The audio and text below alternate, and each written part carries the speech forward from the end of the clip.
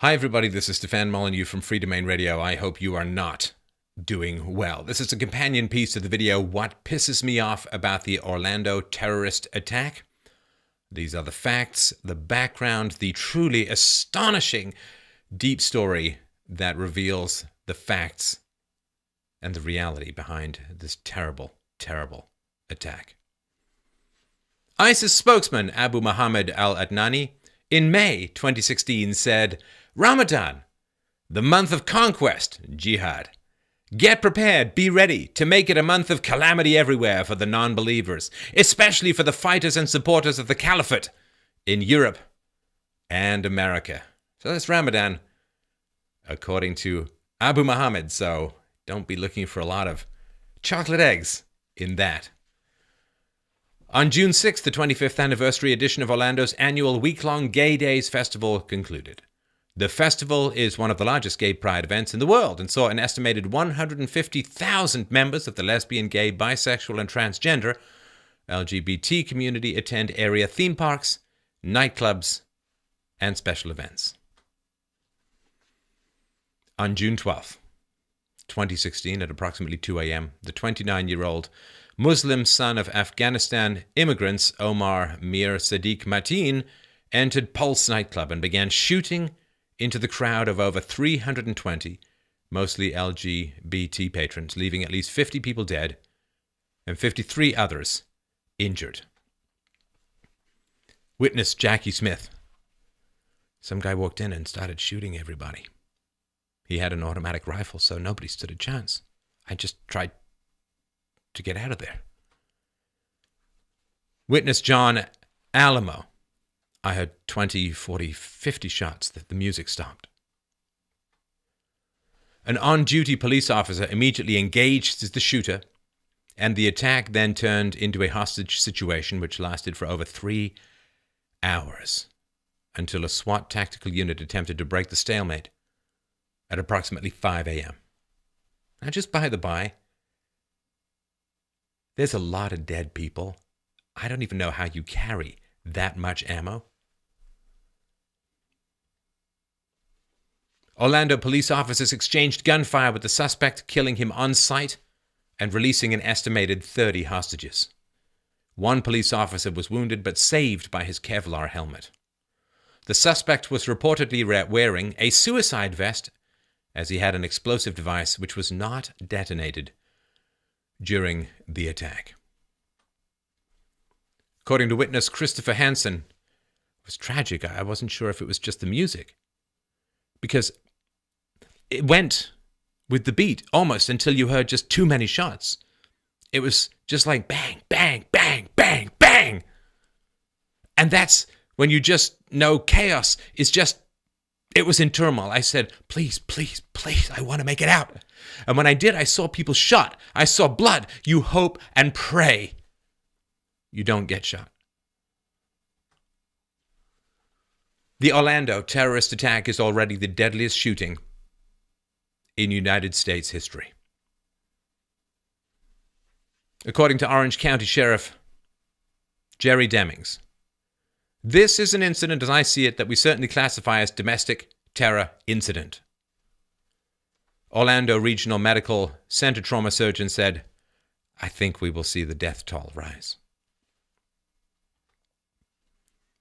Pete Williams of NBC News reported that Mateen actually called 9/11 and publicly swore his allegiance to al-Baghdadi of ISIS prior to the terrorist attack. Hey, I wonder if we're ever going to hear that 911 call. Sure didn't take long to get Zimmerman's call out there after Trayvon Martin. I wonder if we'll hear this one. I'm guessing not. Police spokesman David Prosopio said, during a conference call with federal law enforcement officials, we learned that the Orlando nightclub gunman, during his rampage, pledged allegiance to ISIS and referenced the Tsarnaev brothers.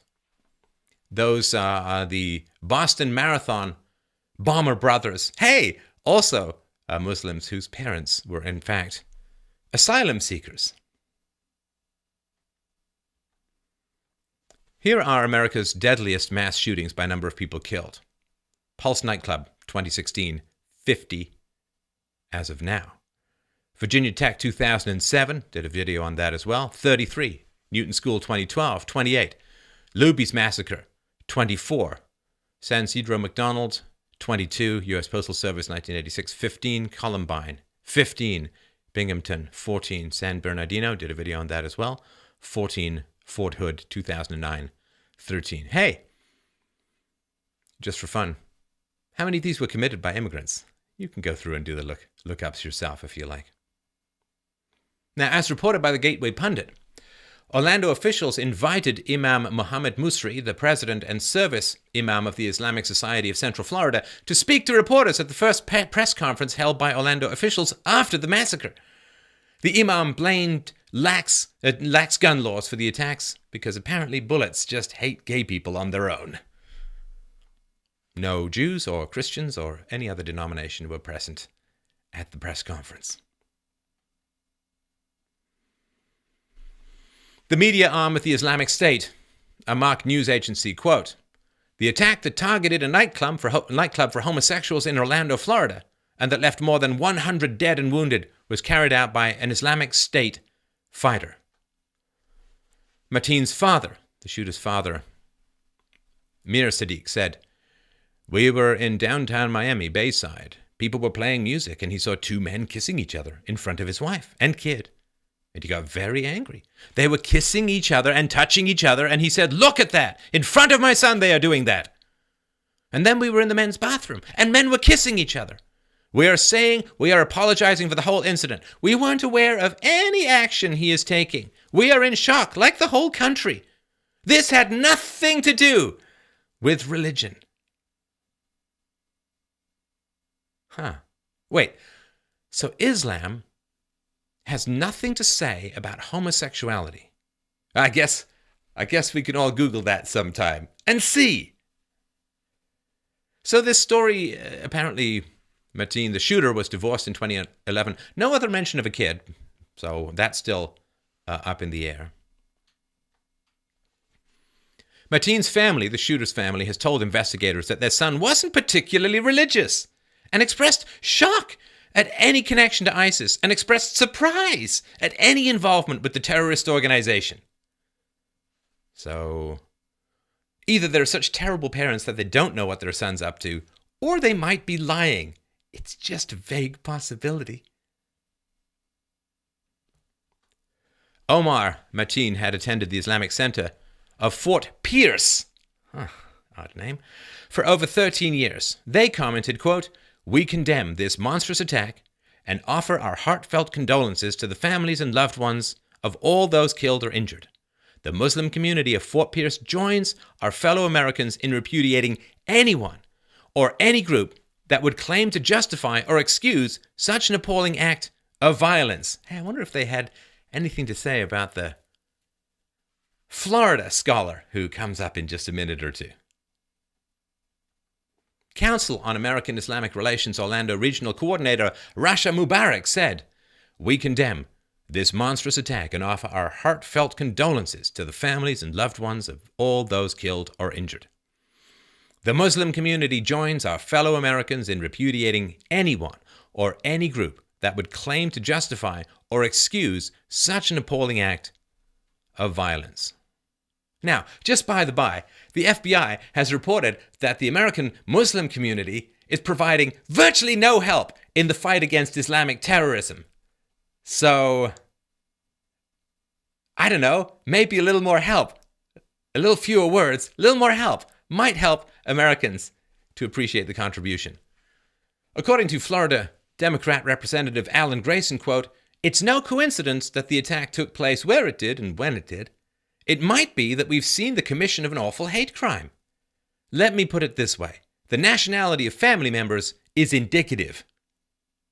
Alan, nationality is not a belief system. There are, in fact, currently thousands of people celebrating the Orlando terrorist attack on the Arabic Al Jazeera Facebook page.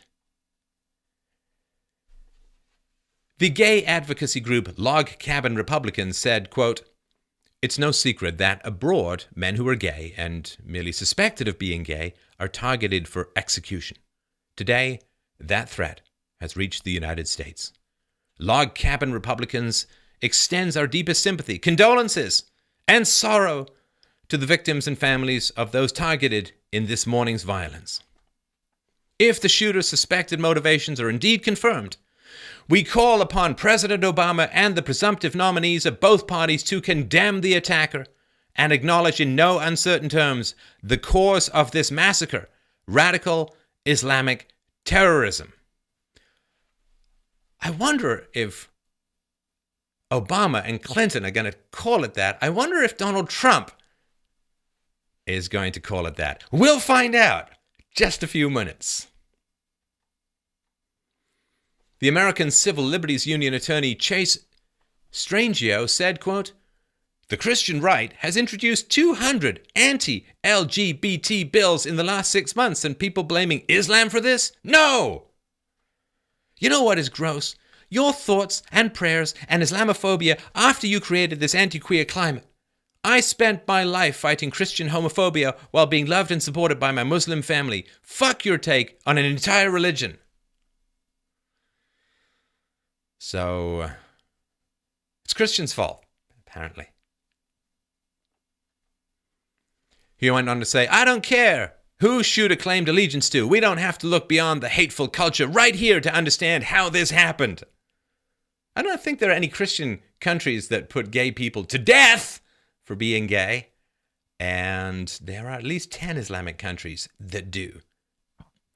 Just a note, on Facebook there is a group page called Stop Islamization of America. That was actually removed, blocked, taken down fairly quickly after the Orlando terrorist attack. It has since been restored, at least for now, but the founder's access is still blocked. Now, in 2014, the Pulse nightclub opened in tribute to the owner's brother, who died of HIV in 1991. And according to the club's website, the aim was to create a safe space for gay people in a community where many felt disenfranchised. In addition to the usual nightclub atmosphere and occasional drag shows, the Pulse also hosted educational events about AIDS, safe sex, gay rights, and transgender causes. On Saturday, the Pulse Orlando nightclub had posted on their Facebook they were putting on a Latin night, calling all our Latinos, Latinas, and everyone that loves a little Latin flavor, it's time to party tonight. Apparently like it's $9.99. So it was Latin night. Latin gay night at the Pulse. In April 2016, the Husseini Islamic Center, which is actually only a half-hour drive from the Pulse nightclub in Florida, invited Sheikh Farouk Sakalashvara to speak at their mosque.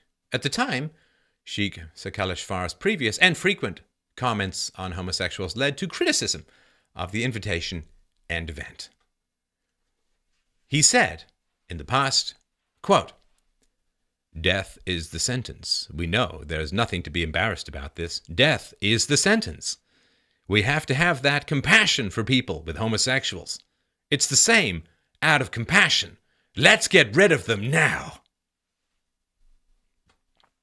Now, the president of Human Rights Campaign, the largest LGBTQ civil rights group in the US, Chad Griffin, said, "This tragedy has occurred as our community celebrates Pride, and now more than ever, we must come together as a nation to affirm that love conquers hate." Chad, hate to break it to you, in a gun-free zone, love doesn't conquer hate. The hate wants to shoot you. You might want to give the hater a hug. He's just going to give you a necklace of bullets. So, the Pulse, by state law, was a gun-free zone, which was a fact, I'm sure, well known by the shooter before he descended to do his lazy wet work of disassembling human beings with ideology and lead. So, it reminds me of the Colorado shooter, who actually drove past a bunch of cinemas which allowed guns and went to a cinema that didn't allow guns, so he would be unopposed. So, love? No. The shooter, Mateen, was born in New York, but his family are immigrants from Afghanistan who later moved to Florida. Mateen's Facebook profile self-describes him as a proud Muslim, and he registered to vote in Florida as a Democrat on July 19th, 2006.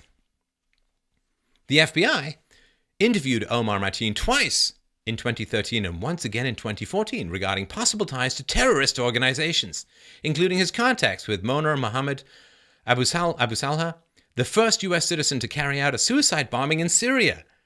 The cases were closed due to lack of evidence. Another possibility that I can't help thinking of is maybe, just maybe, if hundreds of FBI agents weren't combing over everything that Hillary Clinton had done or said for the last 12,000 years, they might have had the manpower to pursue this little matter just a tiny bit further. FBI Special Agent Ronald Hopper said, "We determined the contact was minimal and did not constitute a substantive relationship or a threat at that time."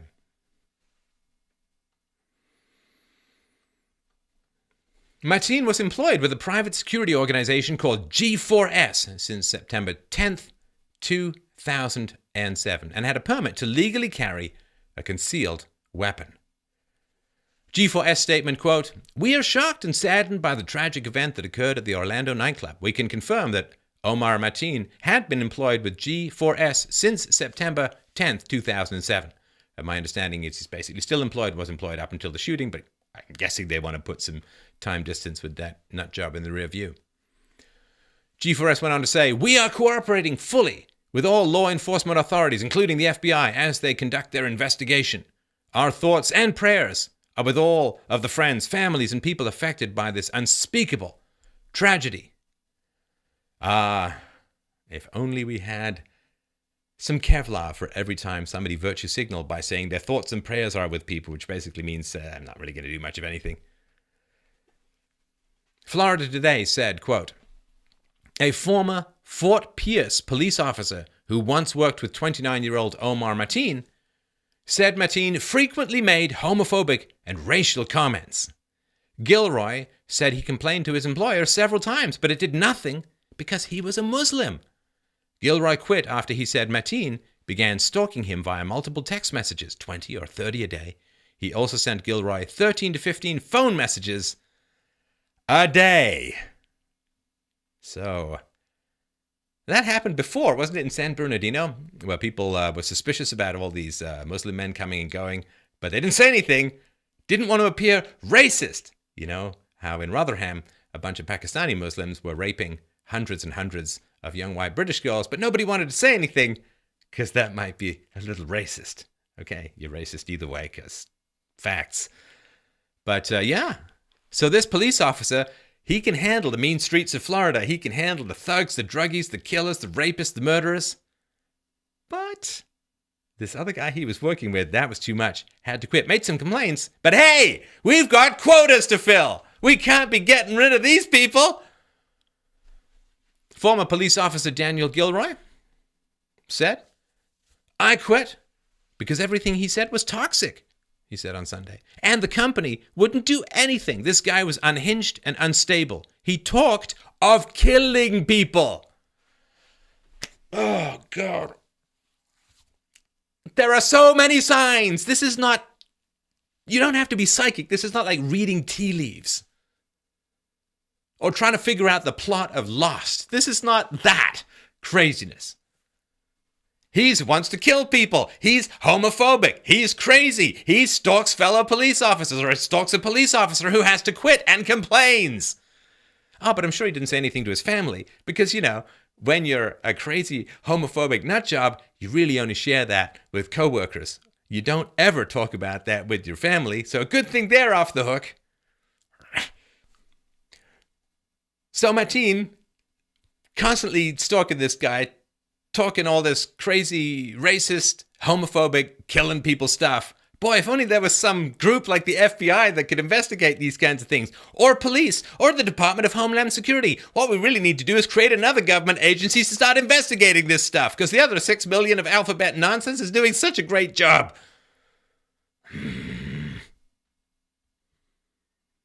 All right, are we ready? Little background on G4S. This is according to Judicial Watch, and of course the links are below, as always. Quote, "The Department of Homeland Security is quietly transporting illegal immigrants from the Mexican border to Phoenix and releasing them without proper processing or issuing court appearance documents," Border Patrol sources tell Judicial Watch. The government classifies them as other than Mexican, OTM. A security company contracted by the U.S. government is driving the OTMs from the Border Patrol's Tucson sector, where they were in custody, to Phoenix, sources said. The firm is called G4S and claims to be the world's leading security solutions group with operations in more than 100 countries and 610,000 employees. So, I don't understand all of this. We'll put the links below. My understanding of what happens is something like this. The Border Patrol catches a bunch of people, and this G4S helps ship them to Phoenix, and then they release them from Phoenix saying, go forth and multiply, but, if we ever contact you, not that we ever know where you are, if we ever contact you, maybe you'll come and see us and explain yourself, in some sort of legal context. So off you go. Good luck.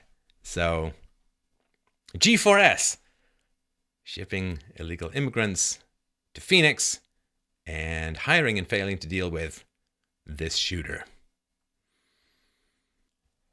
In 2007, the shooter, Mateen, graduated with an associate degree of science from Indian River State College in Fort Pierce, Florida. Science is a pretty broad category. I'm going to go out on a limb and say maybe he specialized in chemistry. Mateen was divorced in 2011. His marriage only lasted a few months. His ex-wife's parents flew to, quote, Fort Pierce and pulled her out of the house, leaving all her belongings behind. Omar Mateen's ex-wife, Sitora Yusufoy, said, quote, he was not a stable person. He beat me. He would just come home and start beating me up because the laundry wasn't finished or something like that. My parents literally saved my life. I am still processing. I am definitely lucky. Hey, you know who's not lucky? The people your ex-husband shot, probably because you didn't press charges so he'd be in jail rather than shooting people. Just a thought crossing my spotty forehead. The Washington Post said, after the couple split, a friend of Mateen's said the young man became steadily more religious. Well, no, not according to his father he didn't. And who would really know? I'm sure his father knows instead. Post goes on to say, the friend who spoke on the condition of anonymity said Mateen several years ago went on the pilgrimage to Mecca in Saudi Arabia, known as the Umrah. He was quite religious, the friend said, which I guess helps him distinguish him from all of the agnostics who take that trip. The Washington Post also wrote, suspect's father, Sadiq Mateen, who has been referred to as Mir Sadiq in early news reports, hosted the Durand Durga show on a channel called Payam-e-Afghan, which broadcasts from California. Why did I know that? In it, the elder Mateen speaks in the Dari language on a variety of political subjects. In one video, Mateen expresses gratitude towards the Afghan Taliban while denouncing the Pakistani government. Mir Sadiq says, our brothers in Waziristan, our warrior brothers in the Taliban movement, and our national Afghan Taliban are rising up. Inshallah, the Durand Line issue will be solved soon. Footage also exists of the elder Mateen calling for the imprisonment of various Afghan political figures and announcing his own proposed candidacy for president of Afghanistan, followed, I'm sure, by Master of Time, Space, and Dimension. Charles C. Johnson from GotNews.com says, one of the sisters of the Orlando Muslim killer bought his home for $10 in April. So that's the shooter's home. So I would guess that he sold his home to one of his sisters in April, 2 months perhaps before this shooting, for $10. It's a good deal. I wonder why he didn't feel he would need it for a while. I wonder if she knew anything about that reason. Charles C. Johnson from Got News also says his other sister likes the terrorist front group CAIR and a controversial Arab journalist who blamed Trump for the Islamic terrorist attacks.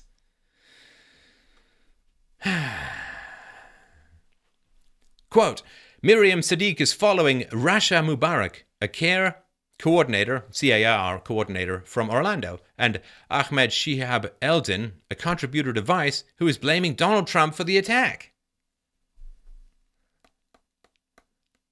What a lovely family. The Los Angeles Times reported, of course this is out in the other side on the left coast, the west coast in California. Quote, early Sunday, Santa Monica police received a call of a suspected prowler near Olympic Boulevard and 11th Street. Patrol officers responded and encountered an individual who told officers he was waiting for a friend. That led officers to inspect the car and find several weapons and a lot of ammunition, as well as tannerite, an ingredient that could be used to create a pipe bomb. Los Angeles law enforcement alert message, quote, inside the vehicle, units discovered 5 pounds mixed tannerite-type powder with assault weapon, long rifles, clips loaded and taped together, camouflage outfit, and a security badge. The scene continues to be processed. The suspect, who was taken into custody, stated he was there for the West Hollywood Gay Pride Festival. Yeah, and you always feel that the Village People was kind of missing a terrorist. He's there to blend. Los Angeles Mayor Eric Garcetti has claimed that the arrest was completely unrelated to the Orlando shooting, because, yeah, he's had that much time to thoroughly investigate the matter. According to the website Vocative, this week a group calling itself United Cyber Caliphate published what amounts to a kill list of people across the world that it encourages ISIS sympathizers to attack. According to NBC, quote, of the 8,318 names on the list, nearly 7,850 are from the United States of America. 643 of those names are residents of the state of Florida, ranking the Sunshine State second behind California. NBC goes on to say, UCC, this is this United Cyber Caliphate, released the names, home addresses, and emails for the names, encouraging people to follow those listed and take revenge for Muslims. Names on the list range from local law enforcement officers to members of the State Department. I don't know if people are being informed about this. I guess there would be some fears this might create a panic of almost 8,000 names on a kill list. So there's that. So what has the response been from the leaders? Well, President Barack Obama, I don't think he actually knows how to pronounce Islamic terrorism, but he said, this is an especially heartbreaking day for all our friends, our fellow Americans who are lesbian, gay, bisexual, or transgender. The shooter targeted a nightclub where people came together to be with friends, to dance, and to sing, and to live. The place where they were attacked is more than a nightclub. It is a place of solidarity and empowerment, where people have come together to raise awareness, to speak their minds, and to advocate for their civil rights. This massacre is therefore a further reminder of how easy it is for someone to get their hands on a weapon that lets them shoot people in a school, or in a house of worship, or a movie theater, or in a nightclub. And we have to decide if that's the kind of country we want to be. And to actively do nothing is a decision as well. Well, Barry, Paris has a lot of gun control. Didn't seem to stop those shootings. Brussels, gun control in the theater. Didn't really seem to stop those shootings. Oh, I know. Airplanes on 9/11. Pretty much gun-free zones. Didn't seem to stop that either. Orlando's Pulse Gay Bar was a gun-free zone by state law. Did that help anyone? No, quite the opposite. No defense. The only condom for that kind of sex is return fire. Hillary Clinton said, I join Americans in praying for the victims of the attack in Orlando, their families, and the first responders who did everything they could to save lives. This was an act of terror. Law enforcement and intelligence agencies are hard at work, and we will learn more in the hours and days ahead. For now, we can say for certain that we need to redouble our efforts to defend our country from threats at home and abroad. Hillary, I've got some great ideas. Let me just snowball. A couple of things. We brainstorm just a little bit. How about not murdering the leader of another Muslim country? Like in Libya. How about not killing innocent Muslims by the hundreds of thousands in the Middle East? How about not arming ISIS? How about not dumping weapons and expertise and training and bombs and guns and rockets into the Middle East, destabilizing the entire goddamn region, causing fracturing and destruction and shattering of historical stability in the region, which the West has been screwing up for the last about 100 years, basically since the end of World War I. Thanks, British Empire.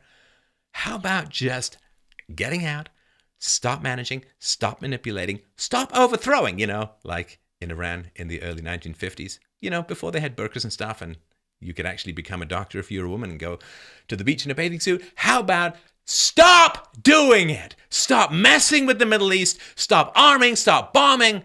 Stop invading. Stop overthrowing. Get out. Go home.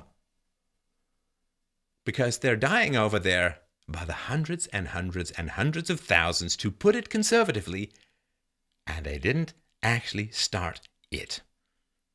Just a thought, if you're interested in security. Hillary Clinton went on to say, that means defeating international terror groups, working with allies and partners to go after them wherever they are, countering their efforts to recruit people here and everywhere, and hardening our defenses at home. It also means refusing to be intimidated and staying true to our values.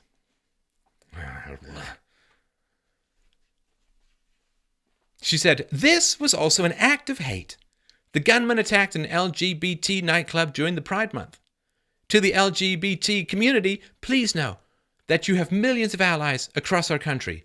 I am one of them. We will keep fighting for your right to live freely, openly, and without fear. Hate has absolutely no place in America. Finally, she said, we need to keep guns like the ones used last night out of the hands of terrorists or other violent criminals. This is the deadliest mass shooting in the history of the United States, and it reminds us once more that weapons of war have no place on our streets. This is a time to stand together and resolve to do everything we can to defend our communities and country. This was also an act of hate, she says. Really? Good job, Madame Poirot. Do you find a lot of people discharge semi-automatic weapons for 3 hours into crowds of people they love? No kidding, it was an act of hate. So that's Obama and Clinton. Gun control and empty syllable idiot-headed virtue signaling. Let's turn to one DJ Trump. What's he got to say? Donald Trump. Last night, our nation was attacked by a radical Islamic terrorist. Oh! You didn't actually state a fact, did you? He went on to say, it was the worst terrorist attack on our soil since 9/11, and the second of its kind in 6 months. My deepest sympathy and support goes out to the victims, the wounded, and their families. In his remarks today, President Obama disgracefully refused to even say the words radical Islam. For that reason alone, he should step down. If Hillary Clinton, after this attack, still cannot say the 2 words radical Islam, she should get out of the race for the presidency. In other words, delete your account. Trump went on to say, if we do not get tough and smart real fast, we are not going to have a country anymore because our leaders are weak. I said this was going to happen, and it is only going to get worse. I am trying to save lives and prevent the next terrorist attack. We can't afford to be politically correct anymore. The terrorist, Omar Mir Sadiq Mateen, is the son of an immigrant from Afghanistan who openly published his support for the Afghanistani Taliban and even tried to run for president of Afghanistan. According to Pew, 99% of people in Afghanistan support oppressive Sharia law. Donald Trump went on to say, we admit more than 100,000 lifetime migrants from the Middle East each year. Since 9/11, hundreds of migrants and their children have been implicated in terrorism in the United States. Hillary Clinton wants to dramatically increase admissions from the Middle East, bringing in many hundreds of thousands during a first term. And we will have no way to screen them, pay for them, or prevent the second generation from radicalizing. Now, this is important. And you can look this up on the internet. Among British Muslims, the second generations and further will tend to be more radicalized than the first. It's not that assimilation isn't working, it's anti-working in many cases. Trump went on to say, "We need to protect all Americans of all backgrounds and all beliefs from radical Islamic terrorism, which has no place in an open and tolerant society. Radical Islam advocates hate for women, gays, Jews, Christians, and all Americans. I am going to be a president for all Americans, and I am going to protect and defend all Americans. We are going to make America safe again and great again for everyone." According to Republican Senator Jeff Sessions, who is leading the pack currently to be VP, I think, quote, "More of these attacks are coming. And it's not stopping, as we see apparently today. More of these attacks are coming. It's a real part of the threat that we face.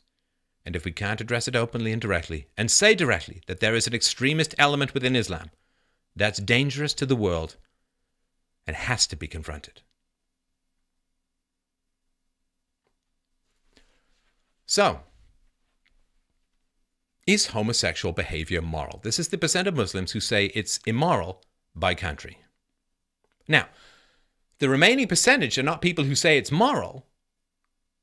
They could be undecided. They could refuse to answer. These are the people, percentage of people who actually say it's immoral.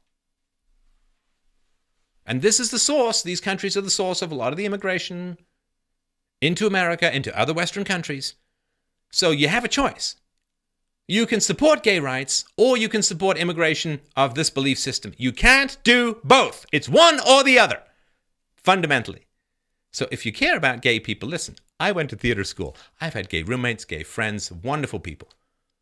So maybe I'm a little biased, but it's kind of an either-or situation.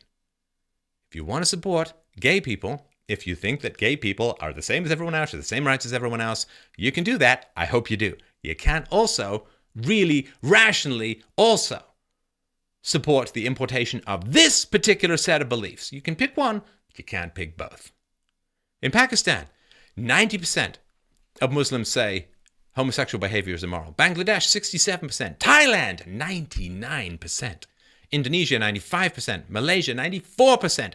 Russia, Muslims, 89%. Kosovo, 73%. Bosnia, Herz, 83%. Albania, 83%.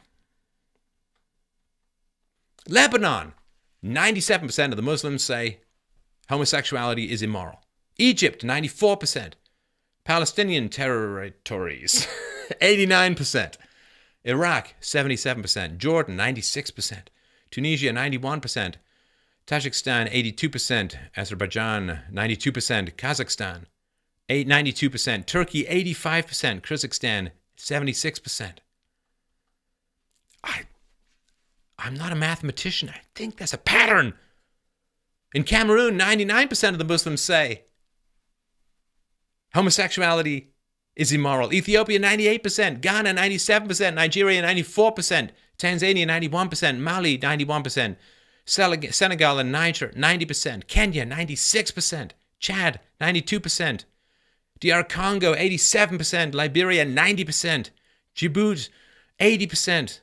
Guinea-Bissau, 71%. Mozambique, 79%. Uganda, 77%. Most in the 90s, many in the high 90s, and it's not like the remainder are very pro-gay or accepting of homosexuality. These are the people who say it's openly immoral. So what's it going to be? What's it going to be? Gay rights, hard won, hard fought. In the ancient world, homosexuality was more accepted. You look at what happens to prominent homosexuals in the 19th century. Like Oscar Wilde ended up in jail, broke his health, destroyed his life, went from one of the most witty and elegant prose and playwright stylists and fiction stylists and poetic stylists of the English language in the 19th century, glorious writer, enormously enjoyable wit, went to being a destroyed human being by being thrown in jail largely for homosexual activities. It is a hard-won, hard-fought battle to have gays equal before the law and to oppose prejudice against homosexuals. We don't have the right to throw that away.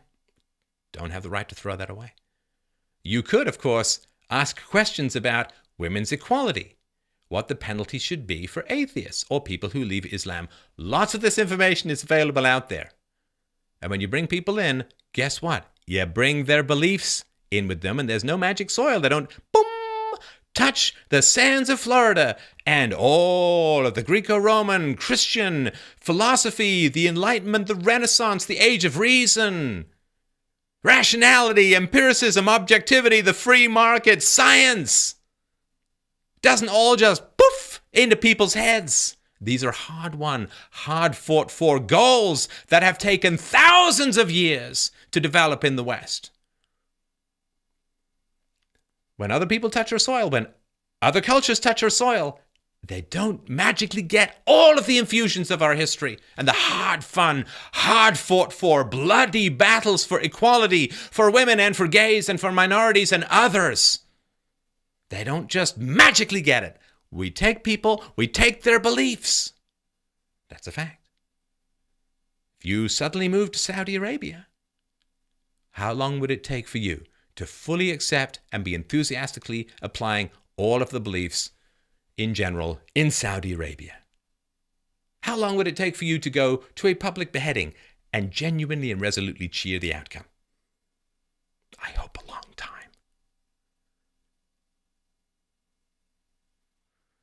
Really. A radical Muslim attacks a gay nightclub because he believes, we assume, that homosexuality is immoral. Look at these numbers. Seriously? This is nothing to do with belief, with theology, with ideology.